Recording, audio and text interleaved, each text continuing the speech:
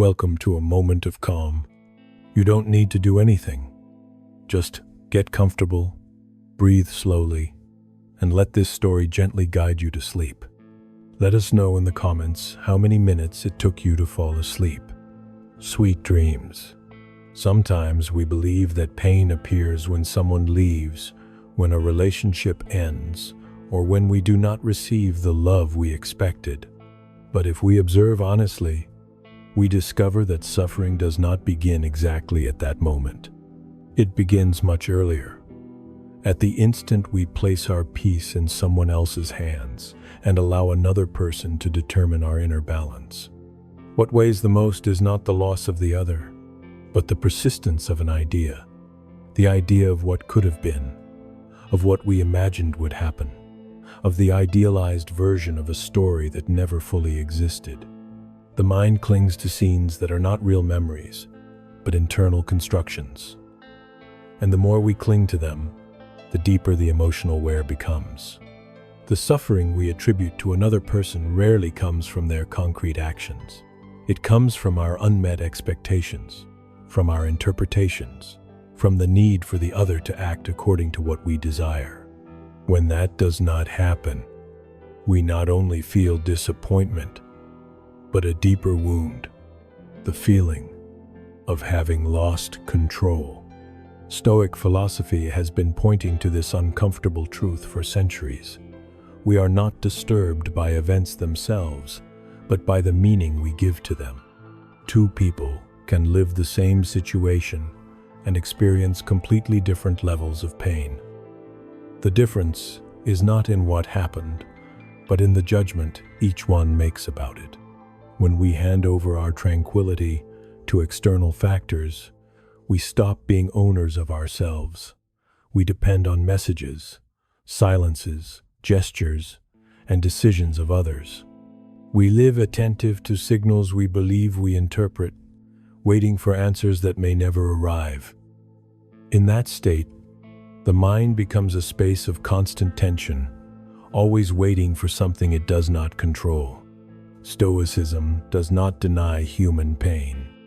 It recognizes that feeling is part of nature, but it clearly distinguishes between feeling and suffering. Pain appears naturally.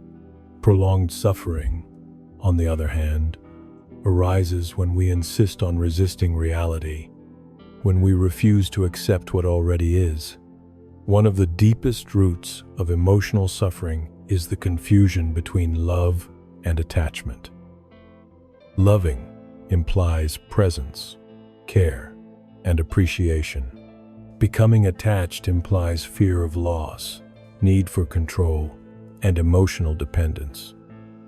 When we confuse these two concepts, the bond ceases to be a source of growth and turns into a burden.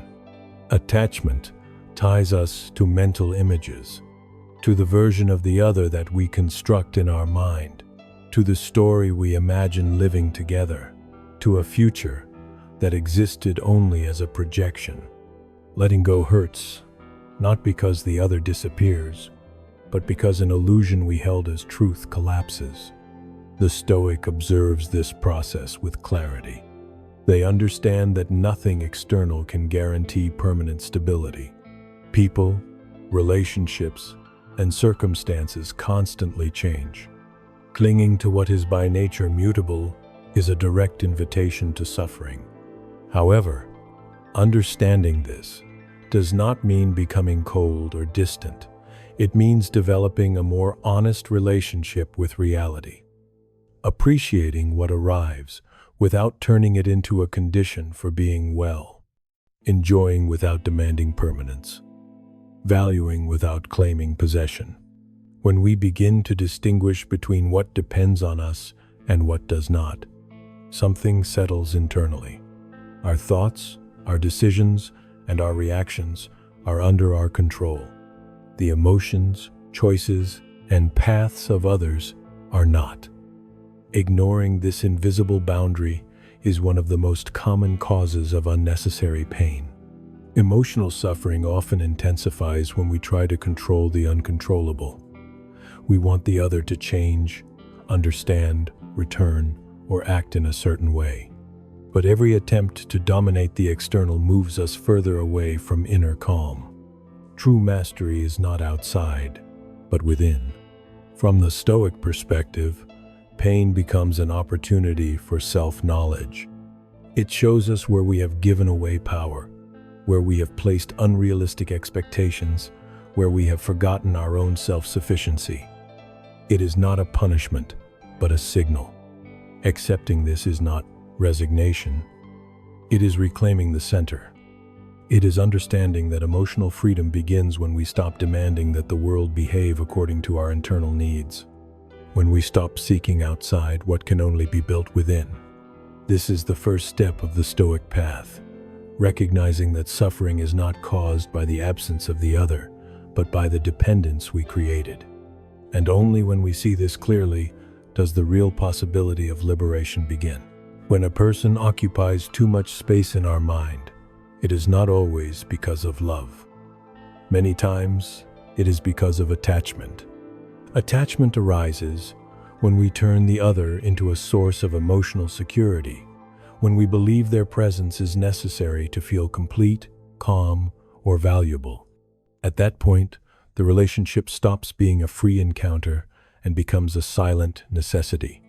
The problem with attachment is not the bond itself, but the illusion that accompanies it, the illusion of control. We expect the other to stay, to act in a certain way, not to change. We want to secure affection, fix the future, avoid uncertainty. Without realizing it, we begin to fight against one of life's most basic laws. Everything changes. Stoicism observes this struggle with clarity. It points out that much of human suffering arises from the constant attempt to dominate what does not belong to us. We want to control others' thoughts, emotions, and decisions. But each human being is their own universe, with their history, fears, and choices. Pretending to govern that is a battle lost from the start. When someone pulls away, ignores us, or does not respond as we expected, we feel that something was taken from us. However, what is really lost is not the person, but the sense of control we believed we had. That loss exposes an uncomfortable truth. We never had that control in the first place. Pain intensifies when we interpret the other's distance as a judgment of our worth. We think we were not enough, that we failed, that something in us was not worthy of being chosen. Thus, attachment not only generates suffering, but also erodes self-esteem and distorts self-perception. From the Stoic view, this process is a deep confusion between identity and relationship. The other does not define who you are. Their presence or absence does not determine your value. When you depend on external validation to feel complete, you become vulnerable to every change, every silence, every decision of others. The desire to control often disguises itself as concern or love. We say we want to understand, that we need explanations, that we seek closure. But many times, behind these justifications hides the fear of accepting the inevitable, that not everything has an answer, and not everything can be resolved our way. The Stoic sage does not seek to dominate the course of events. They seek to align with reality. They understand that constant resistance only generates exhaustion. Accepting does not mean approving what hurts, but stopping the fight against what already is. One of the most liberating teachings of Stoicism is recognizing that true power is internal. It is not in influencing others, but in deciding how to respond to what happens. When we shift focus from the outside to the inside, something begins to change. The mind stops chasing the unattainable and begins to strengthen itself. Attachment is also fueled by anticipation. We imagine scenarios, replay conversations, project alternative futures. The mind constantly travels between the past and the future, leaving the present uninhabited. And the more time it spends in those spaces, the more suffering intensifies. Stoicism invites us to return to the now, not as an escape, but as an act of clarity. The present is the only place where control truly exists. Here is where you can choose your thoughts, regulate your reactions, and decide which emotions to nourish. When we stop trying to change the other, we recover energy. Energy that was previously wasted on resistance, waiting, and frustration. That energy can be redirected toward personal growth, understanding, and building a stability that does not depend on external factors. Accepting that we cannot control others does not make us weak. It makes us free. Free from unrealistic expectations, free from the need for constant approval, free from the exhaustion of trying to sustain the unsustainable. At this point, on the path, suffering begins to transform. It is no longer lived only as pain, but as a signal of learning, an invitation to review where we have placed our power and to consciously reclaim it. The second step of the Stoic path is this: recognizing that attachment is born from the desire for control, and that letting go of that desire does not impoverish life, but makes it lighter. When we understand this, we stop fighting reality and begin, little by little, to walk in peace with it. One of the greatest emotional confusions is believing that loving means clinging. From an early age, we often learn without realizing it that love implies permanence, security, and possession. But Stoic philosophy proposes a different view. Love is not measured by how much we retain, but by how much we are able to appreciate without fear. Nothing in life is static. People change, bonds transform, circumstances evolve. Resisting this truth generates constant tension. Suffering appears when we demand that what is temporary be permanent, when we ask for absolute stability in a world that never stops moving. Accepting impermanence does not cool the heart. On the contrary, it makes it more conscious. When you understand that nothing belongs to you forever, you learn to value the present with greater intensity. Every gesture, every encounter, every shared moment becomes more real, because it is no longer covered by the illusion of eternity. The Stoic does not love less. They love better. They love without turning the other into a necessity. They love without losing their center. They love knowing that the presence of the other is a gift, not a guarantee. From this perspective, love stops being a source of anxiety and becomes an experience of gratitude. Much emotional suffering arises when we believe that someone completes us. This idea, deeply rooted in modern culture, is one of the main causes of emotional dependence. When we think we need the other to feel whole, we place our identity outside ourselves. Stoicism proposes the self-sufficiency of the soul, not as isolation or selfishness, but as inner integrity. Being self-sufficient does not mean not loving, but not depending. It means being able to share from fullness, not from emptiness. When a relationship ends, pain is often amplified by the feeling of incompleteness.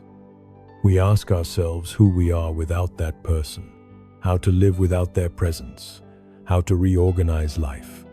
But this crisis also contains an opportunity, the possibility of rebuilding the relationship with oneself. The absence of the other leaves a space.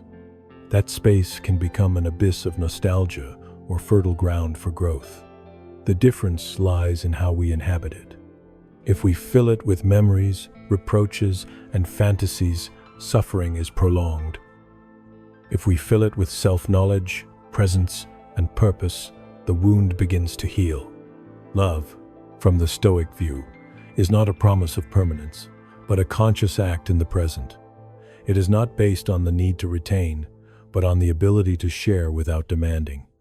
When we understand this, the fear of loss diminishes, because we no longer feel that our stability depends on the other. Impermanence is not a threat. It is a teacher. It reminds us that each moment is valuable precisely because it does not repeat. It invites us to love without fear, to enjoy without clinging, to live without demanding that the future guarantee our happiness. Suffering intensifies when we interpret loss as a personal failure, but from a broader view, every bond fulfills a function.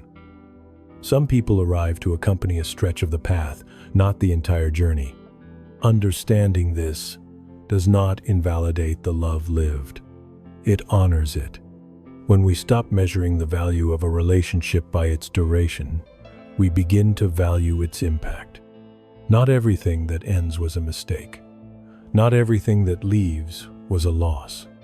Sometimes, what withdraws makes space for something more aligned with who we are now.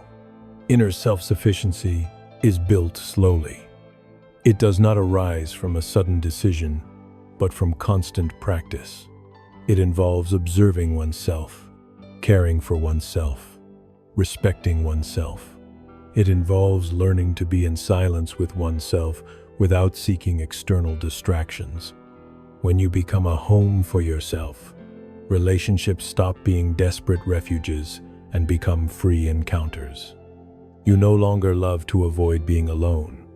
You love because you choose to share. You no longer fear absence because you know you can sustain yourself. The third step of the Stoic path is this: understanding that love is not lost when someone leaves, but dependence must be. By letting go of the illusion of permanence and strengthening inner self-sufficiency, suffering begins to lose its force and life regains lightness. Understanding ideas is not enough. Knowing that suffering is born from attachment does not make it disappear by itself. Stoicism was never a philosophy designed only to be understood, but to be practiced. Its true strength lies not in words, but in the daily training of the mind in the face of reality. When an emotional wound is open, the mind seeks refuge in the past or tries to control the future. It relives scenes, repeats conversations, imagines explanations that never arrive. This constant movement is not reflection, it is exhaustion. That is why one of the first Stoic practices is learning to stop that impulse without violence, without rejection, without guilt. Discipline begins with a clear distinction. There are things that depend on you and things that do not. This difference seems simple, but it is rarely applied consistently. We say we understand it, but we continue to react as if everything were under our control. Stoic practice demands radical honesty. It requires observing, again and again, where we are trying to intervene in what does not belong to us. Your thoughts do depend on you. Your reactions do as well. The way you interpret a silence, a distance, or an absence is a choice, even if at first it does not seem so. No one chooses to feel pain, but one can choose what to do with it. That is where inner freedom begins. A fundamental tool is mental reframing.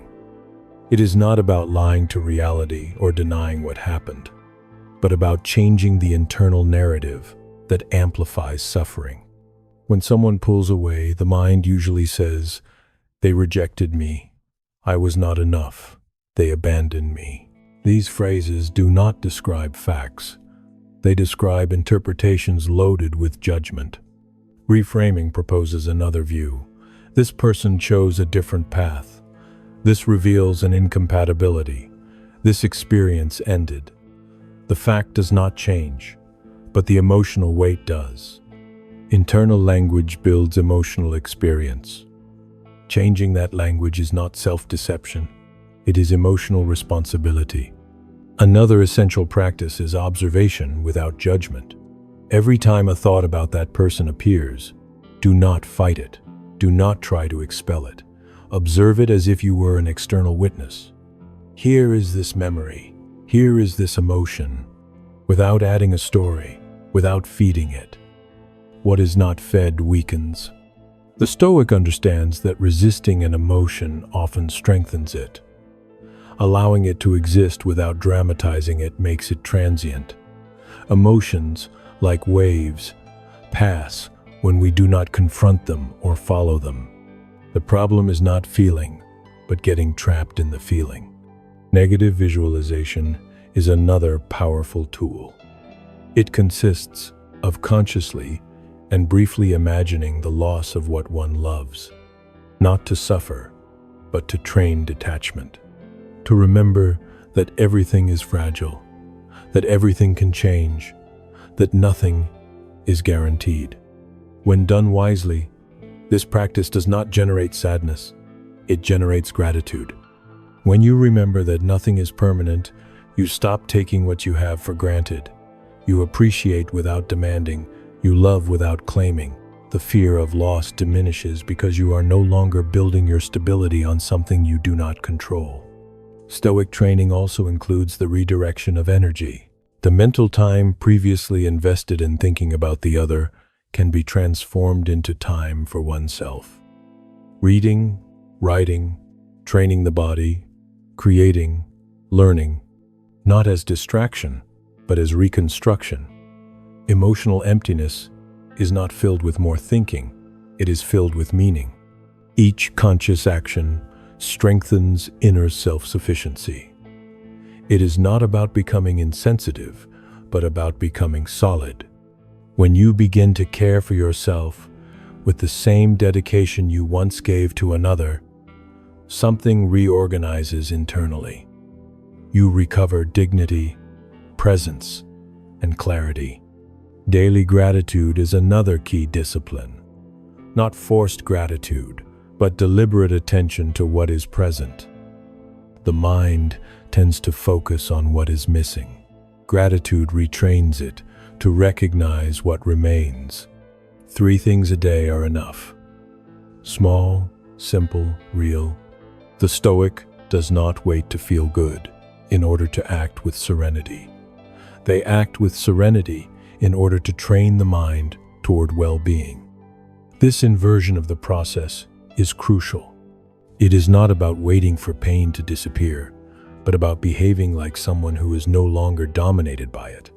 There will be relapses, repetitive thoughts, days of nostalgia. Stoicism does not promise immediate transformation. It promises progress. Each time, a thought no longer drags you.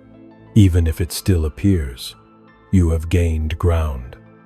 Each emotion you observe without getting lost in it is a silent victory. Constant practice transforms the relationship with pain. It stops being an enemy and becomes a teacher. It shows you where attachment still exists, where fear remains, where expectations are unresolved. And every time you see it clearly, its power diminishes. This 4th step of the Stoic path is the most demanding. Stopping the search for external relief and beginning to build internal strength.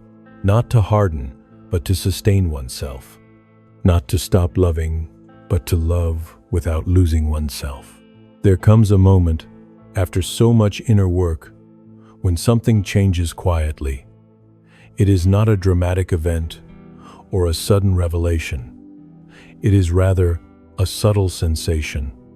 The weight lessens. The mind stops returning with the same intensity to what was. Memories still exist, but they no longer dominate.